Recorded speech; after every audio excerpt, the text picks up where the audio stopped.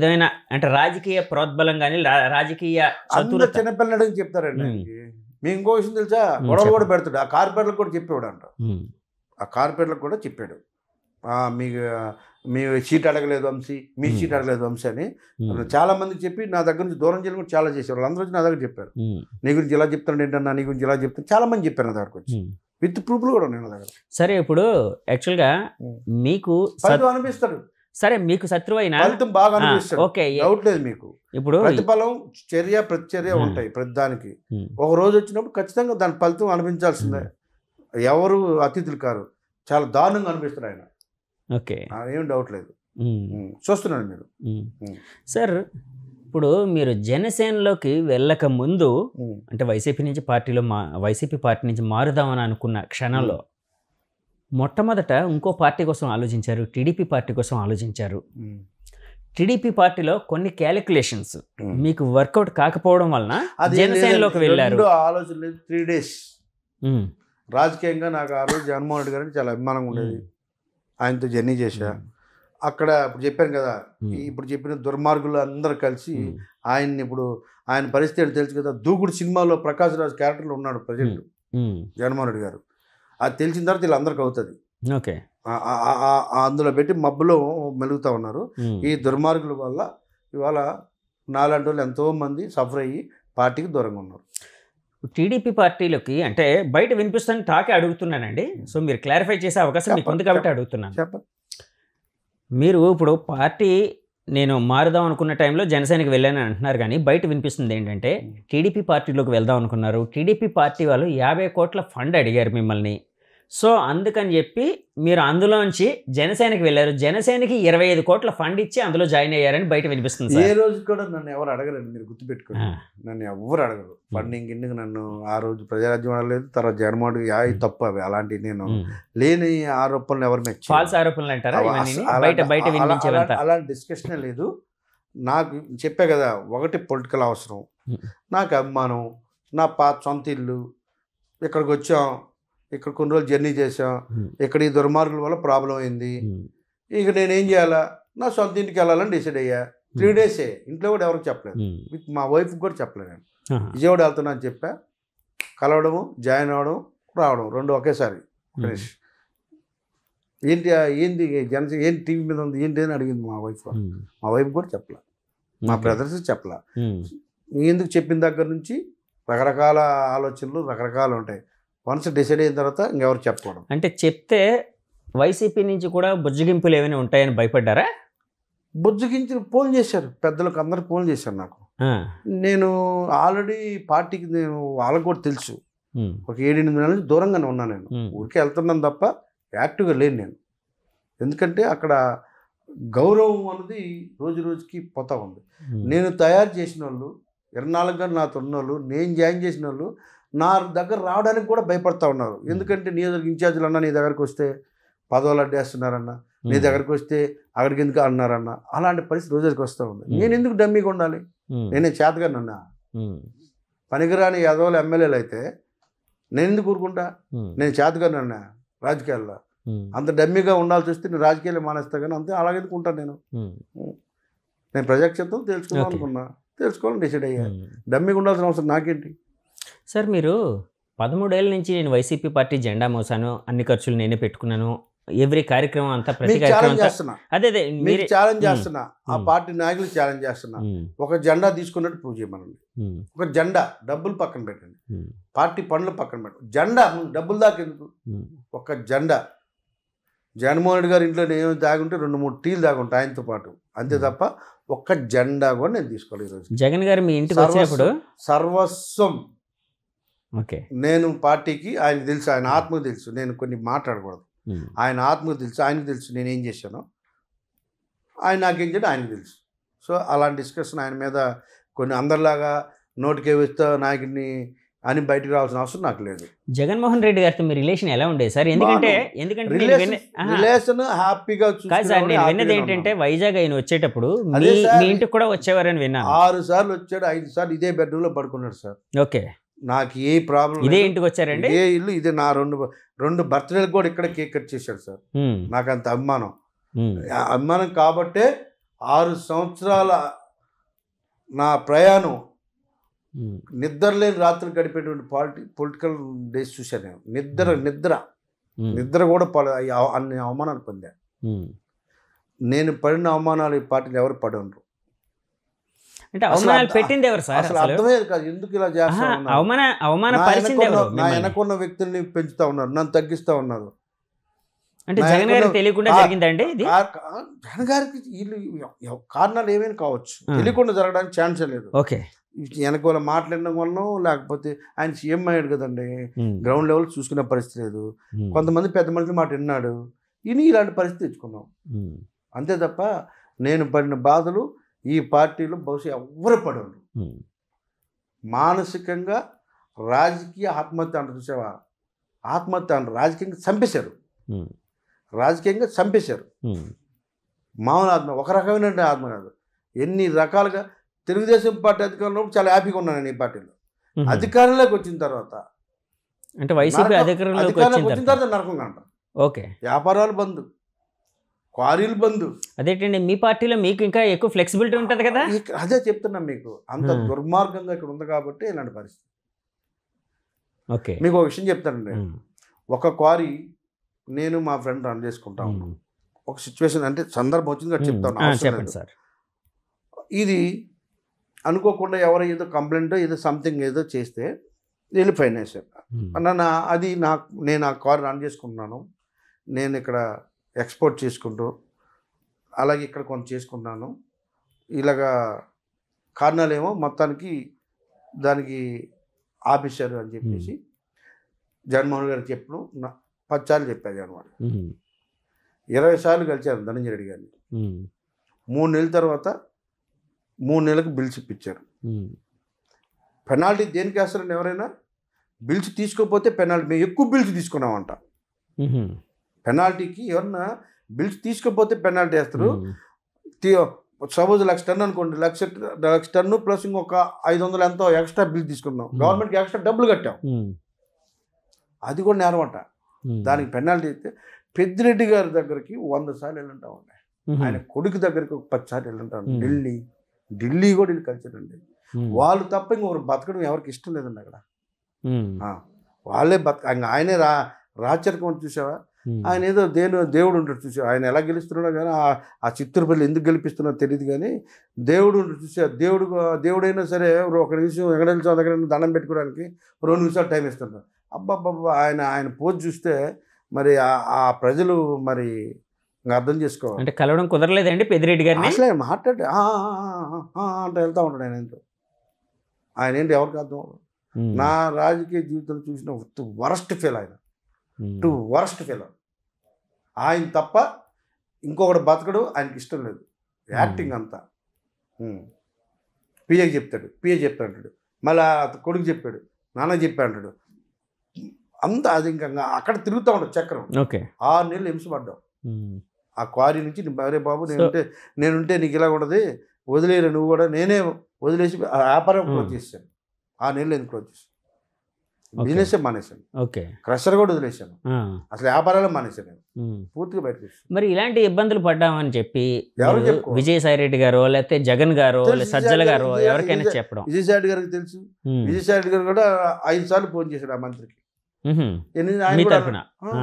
చేపించాడు, sir మీరు ఇన్ఛార్జిగా చెప్పండి, ఎన్నిసార్లు చెప్తాను అంటే ఆయన మరి అలాగ ఎందుకు చేస్తున్నాడు అన్న. ఆయన కూడా చెప్పాడు, ఆయన చెప్పాడు, వాళ్ళ కొడుకు చెప్పాడు, ఆయనకి చెప్పాడు, ఎంతమంది చెప్పాడు.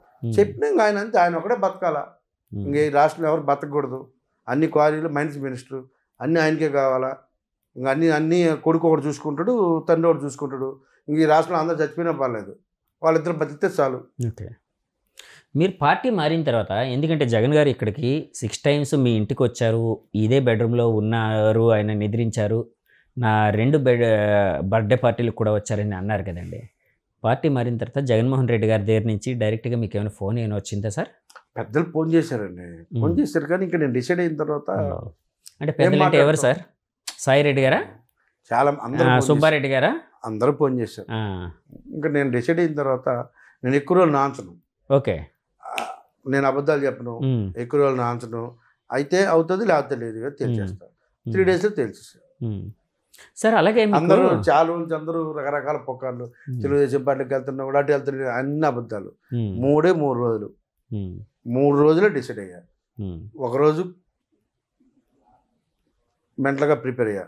ఈంది రోజు రోజుకి ఇలాగా ఎందుకు ఇంత దిగజారిపోవాలి నేను, ఎందుకు ఎంత ఇష్టం ఉన్నా కూడా నాయకుడి మీద నా జీవితం ఎందుకు దిగజారిపోవాలి, రోజు రోజుకి ఎందుకు ఇలా కావాలి, కారణం ఏంటి, జెండా పట్టుకున్న వాళ్ళని ఆయన ఎత్తునెక్కించుకుంటూ ఆయనే దేవుడు అనుకున్న నాలాంటి వాళ్ళు నేను తొక్కి పెడుతుంటే ఎన్ని రోజులు అవమానం భరాయిస్తాం, ఎన్ని రోజులు ఈ కష్టాలు భరాయిస్తాం, ఇంకా వద్దు అని డిసైడ్ అయ్యి.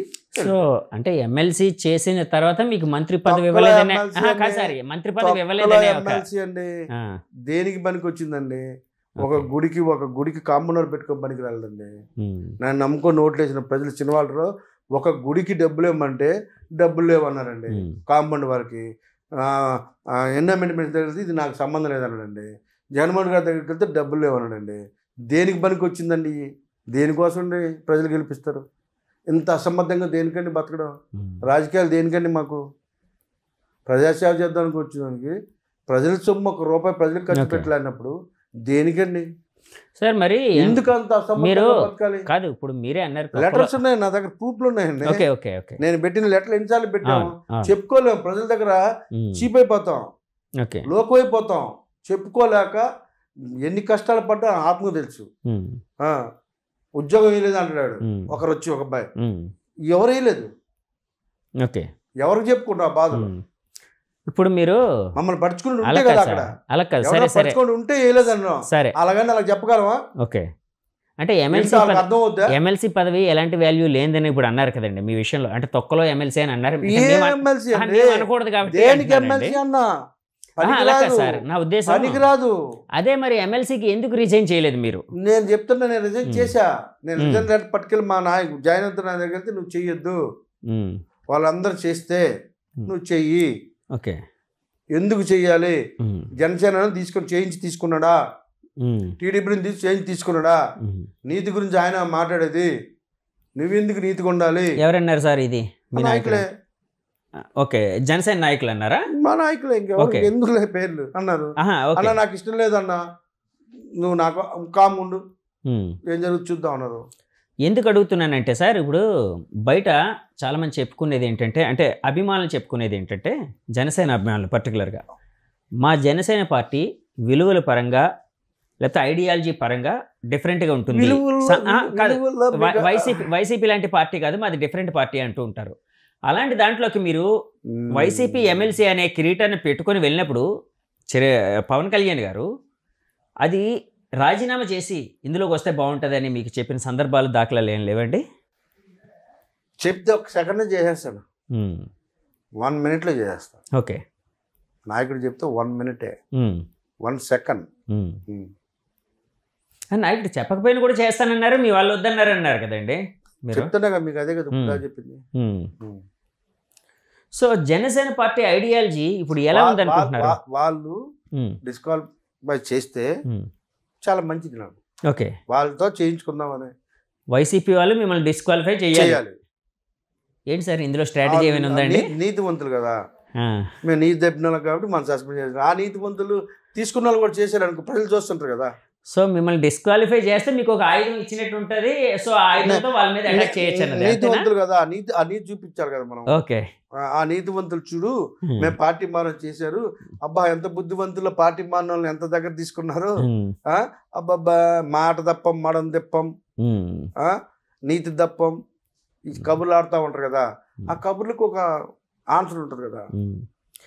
ప్రజలు ఒకప్పుడు ఏదో గమనించేవాళ్ళు కాదు, ఇప్పుడు అన్నీ గమనిస్తుంటారు. దెబ్బకి దెబ్బ, చర్యకి చర్య, ప్రతిదీ అనుభవించాల్సిందే, ఎటువంటి డౌట్ లేదు. అందరు గమనిస్తూ ఉన్నారు, టీవీలు చూస్తుంటారు, సోషల్ మీడియా యాక్టివ్ ఉంది. మమ్మల్ని ఎందుకు సస్పెండ్ చేశారు, మమ్మల్ని ఎందుకు డిస్క్వాలిఫై చేశారు, వాళ్ళని ఎందుకు చేయలేదు? జనం పిచ్చోలా, పబ్లిక్ అంత తక్కువ అంచనా వేస్తున్నారా మీరు? పబ్లిక్ ని తక్కువ అంచనా వేసే వాళ్ళు ఆలోచన లేని వాళ్ళకి. ఎలక్షన్ తర్వాత రిజల్ట్ తర్వాత మాడుకుందాం, ఎన్నెళ్ళు 90 days ఓపిక పట్టండి, రిజల్ట్ వస్తుంది. రిజల్ట్ చూడండి సార్ రిజల్ట్ వస్తుంది అంటున్నారు కదండి. రిజల్ట్ ఎలాంటి రిజల్ట్ వచ్చే అవకాశం ఉందనుకుంటున్నారు? చూడండి మీరు. కాదు కాదు, మీ ఆలోచన ఎంతవరకు ఎలాగ వచ్చాయండి? 30 సీట్లు వస్తాయి, రాసి పెట్టుకోండి. 30 సీట్లు ఎవరికి? వైఎస్ఆర్ కాంగ్రెస్ పార్టీ. ఓకే, దాడితే అప్పుడు మాట్లాడదాం. 30 దాటదా అంటున్నారు. దాడితే మాట్లాడదాం అన్నాగా. మరి ఎంపీ సీట్లు ఎన్ని వచ్చే అవకాశం ఉంది సార్? క్యాండిడేట్లు ఎక్కడ ఉన్నారు? ఎంపీ క్యాండిడేట్లు లేరంటారా? ఎత్తుక్కుంటున్నారు సార్. వాళ్ళు ఏంచి అసలు బీజేపీ జనసేనకి ఎంపీ క్యాండిడేట్లు లేవని వాళ్ళు అంటారు. అది వాళ్ళు సారీ, అనుకుంటున్నారు. టీడీపీ జనసేనకి లేరని వాళ్ళు అంటారు. వాళ్ళు అనుకుంటున్నారు. పెట్టండి మన క్యాండిడేట్లు అందరూ పెట్టమనండి. సో వైసీపీకి అక్కడ నుంచి ఇక్కడ నుంచి మీరు ఒక ఉదాహరణ చెప్తారు. ఓకే, పాయకరావుపేట ఎవరిని వేశారు? ఎవరిని వేశారు సార్? ఎవరిని వేశారు? కంబాల జోగులు ఎక్కడి నుంచి తీసుకొచ్చారు? ఓకే, ఎక్కడైనా అండి? ఈస్ట్ అయినా అండి ఆయన? పాలకొండ. పాలకొండ రాజాం. రాజాం. రాజా శ్రీకాకుళం రాజా నుంచి. రాజా నుంచి తీసుకొచ్చి ఇచ్చా అక్కడ పాయకరావుపేట పెట్టారు. మరి అక్కడే ఉంచొచ్చుగా. అద్భుతమైన పరిపాలన, కార్యకర్తలు బాగా పనిచేస్తున్నారు. అది గెలవాలనే స్ట్రాటజీ ఎందుకు అనుకోకూడదు? అద్భుతమైన పరిపాలన ఉంటే గెలవడం ఎక్కడైనా గెలుస్తారు. అంటే అద్భుతమైన పరిపాలన ఉంటే వాళ్ళని చూసి ఓట్లేదు. అది కాదు సార్, అద్భుతమైన వాళ్ళని చూసి ఓట్లేదు. నాకు అర్థమైంది. అదే నాయకుని చూసి కదా ఓట్లేస్తున్నారు. అవును, అద్భుతమైన పరిపాలన ఎందుకు మార్చుకోవడం? సో అప్పుడు మార్చాల్సిన పని లేదంటారు క్యాండిడేట్లని. ఎందుకు అసలు? వాళ్ళ డమ్మీలో పర్లేదుగా, వాళ్ళ ఫేస్ ఎందుకు? అసలు వాళ్ళతో పని ఏంటి? అద్భుతమైన పరిపాలన నాయకుని చూసి ఓట్లేస్తారు, వాళ్ళు ఎందుకు మార్చుకోవడం? సార్ మీరు నాగిరెడ్డి గారు చూడండి, ఒకటి చెప్పండి. నాగిరెడ్డి గారు పెద్ద నాయకుడా? అక్కడ చందు పెద్ద నాయకుడా? ఎవరు పెద్ద నాయకులు అంటారు మీరు? మా సంగతి కదా, మీ ఆలోచన కావాలి మాకు. నాగిరెడ్డి గారు ఇప్పుడు MLA, okay, Chandu corporator. So MLA ఎప్పుడు పెద్దదే కార్పొరేటర్ కంటే. ఏం చేస్తున్నారు వాళ్ళు? ఏం సిగ్నల్ ఇస్తున్నారు? ఓకే చెప్పండి. నాగిరెడ్డి అన్న దద్దమ్మ సుదీర్ఘ 40 సంవత్సరాల అనుభవం ఉంది. ఓకే, చేతులు కట్టుకుని కూర్చుంటాడా? ఎరిపప్ప ఆయన కూడా మీకులాగే చాలా కాలం 2 సార్లు ఓడిపోయినట్టున్నారు కదండి. చేతులు కట్టుకుని కూర్చుంటాడా అని అడుగుతున్నా. ఓకే, సొక్కలు చూపిస్తాడు. సో వైసీపీకి సొక్కలు చూపిస్తాడు, వార్నింగ్ ఇస్తున్నారు అయితే. సొక్కలు చూపిస్తాడు. ఓకే, చూడండి. సరే, ఒకవేళ నాగిరెడ్డి గారు గాజువాక నియోజకవర్గంలో వైసీపీ పార్టీకి చుక్కలు చూపించేటట్టయితే ఎవరికి ప్లస్ అవుతుందని భావిస్తున్నారు? టీడీపీకే జనసేనకా? ఎవరికైనా కావచ్చు, ఆయన పని ఆయన చేస్తాడు. ఓకే, మీరు చూసుకుని నేను చెప్పాను ఇవాళ, రాసి పెట్టుకోండి. ఈయన ఇక్కడ దెబ్బతిన్న ప్రతి ఒక్కరూ వజ్రాయుధంలాగా వాడతారు. ఓకే, ఓడించడానికి వజ్రాయుధం చూసుకొని మీరు. ఎవ్వరు కూడా ఆత్మాభిమానం చంపుకోలేరు. నా దగ్గర తెచ్చి సుబ్బారెడ్డి గారు పోటీకి వచ్చారనుకో, నేను త్యాగం చేస్తా. సుబ్బారెడ్డి అని వచ్చాడు, మా గురువు వచ్చాడు. ఓకే, సజ్జల గారు వచ్చారనుకో, నేను త్యాగం చేస్తా. మా ఆత్మీయులు వచ్చారు, సాయిరెడ్డి గారు వచ్చారనుకో, నేను త్యాగం చేస్తా. గురువు వచ్చారు, లేకపోతే ఇంకొక పెద్ద ఆయన వచ్చాడు. ఈడెవడండి? శ్మశానాలను బిల్డింగ్ కట్టుకొని బతుకడు. ఇది తెచ్చినే నన్ను పక్కన పడతారా? శ్మశానం దగ్గర బిల్డింగ్లు ఎవరండి కట్టుకున్నారు? ఎవరు కట్టుకున్నారు సార్? అందరూ తెలిసి